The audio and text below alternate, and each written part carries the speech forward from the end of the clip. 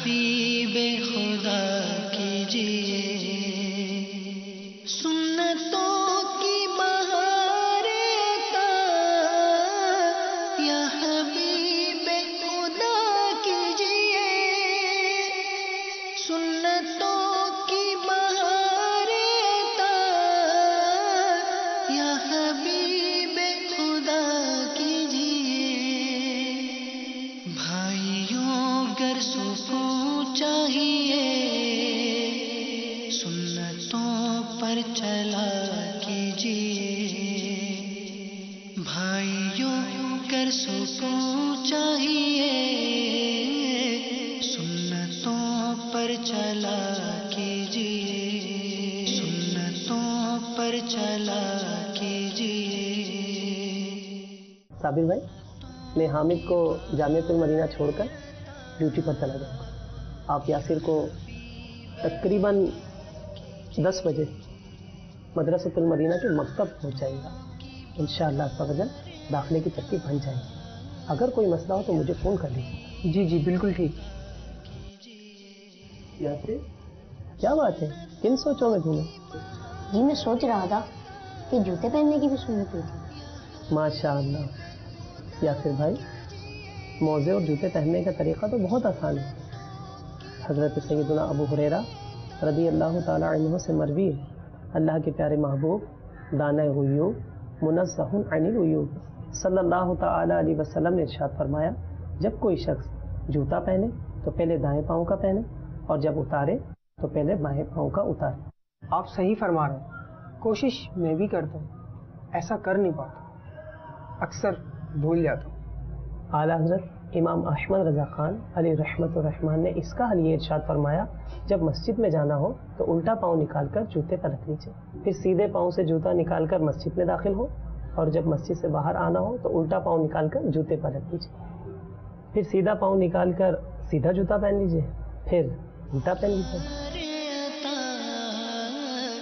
یا حبیب خدا کیجیے، سنتوں کی بہار عطا یا حبیب خدا کیجیے، سنتوں کی بہار عطا یا حبیب خدا کیجیے۔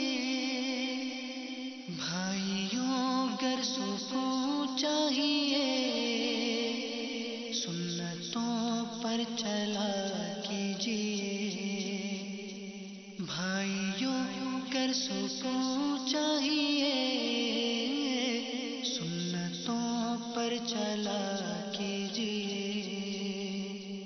سنتوں کی بہار عطا یا حبیب خدا کیجیے، سنتوں کی بہار۔ جیسے ابھی ہم چٹائی پر بیٹھے، جوتے اتار دیے، یا دوران سفر سیٹ پر بیٹھے ہو تو کیا کرنا چاہیے؟ جب بندہ بیٹھے تو سنت یہ ہے کہ اپنے جوتے اتارے۔ اس کا ایک فائدہ یہ بھی ہے کہ اس کے قدم آرام پاتے ہیں۔ سبحان اللہ۔ حامد بھائی، کیا عورتیں مردوں والے جوتے پہن سکتی ہیں؟ نہیں، مرد مردانہ اور عورت زنانہ جوتا استعمال کرے، عورتوں کو مردانہ جوتا نہیں پہننا چاہیے۔ جوتا پہننے سے پہلے جھاڑ لیں تاکہ کنکر یا کیڑا وغیرہ ہو تو نکل جائے۔ سبحان اللہ۔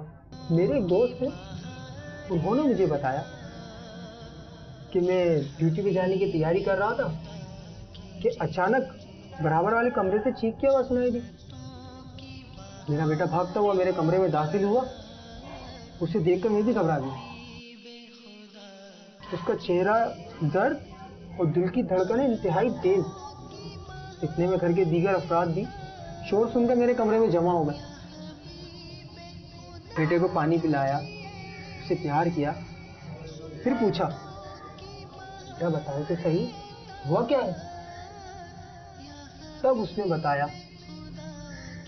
کہ میں شوز میں سے جرابیں نکال رہا تھا، ایک جراب نکال کر پہن لی، جیسے ہی دوسرا نکالی تو میرے ہاتھ میں مینڈک، اسے دیکھ کر میری چیخیں نکل گئی۔ مشتاق بھائی، وہ دن جائے اور آج کا دن میں تو جب بھی جوتے پہنتا ہوں اچھی طرح جھاڑتا ہوں، جب تک اطمینان نہ ہو جائے جب تک جوتا نہیں۔ کوئی اور چیز بھی تو ہو سکتی ہے نا، سانپ بچھو وغیرہ، اور چھپکلی تو اکثر گھروں میں ہوتی ہے، اور یہ نہ بھی صحیح تو کوئی کنکر ہی ہو سکتا ہے۔ بھائی اگر کچھ بھی نہ نکلے جھاڑنے میں حرجی کیا ہے؟ ایک اور بات میرے ذہن میں آئی، یہ جو پیلا چپل پہنتے ہیں اس میں کیا حکمت ہے؟ مولا مشکل کشا علی المرتضیٰ رضی اللہ تعالیٰ عنہ فرماتے ہیں جو پیلے رنگ کے جوتے پہنے گا اس کی فکروں میں کمی ہوگی۔ حامد بھائی، میں نے اکثر دیکھا ہے کہیں جوتا الٹا ہو جائے تو اسے فوراً سیدھا کر دیا جاتا ہے، اور بعض اوقات تو اس میں لاپرواہی بھی کی جاتی ہے، اگر الٹا ہے تو الٹا ہی ہوئے۔ جی یاسر بھائی، آپ نے درست فرمایا، عموماً ایسا دیکھنے میں آتا ہے۔ یاد رکھیے تنگ دستی کے اسباب میں سے ایک سبب یہ بھی ہے کہ اوندھے جوتے کو دیکھے اور اس کو سیدھا نہ کرے۔ استعمالی جوتا اگر الٹا پڑا ہو تو اسے فوراً سیدھا کر دیجیے، ورنہ تنگ دستی کا اندیشہ ہے۔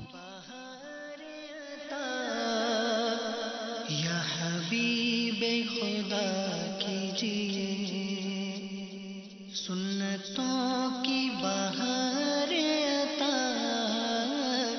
یا حبیب خدا کیجیے خدا کیجیے سنتیں سیکھنے کے لیے قافلوں میں چلا کیجیے۔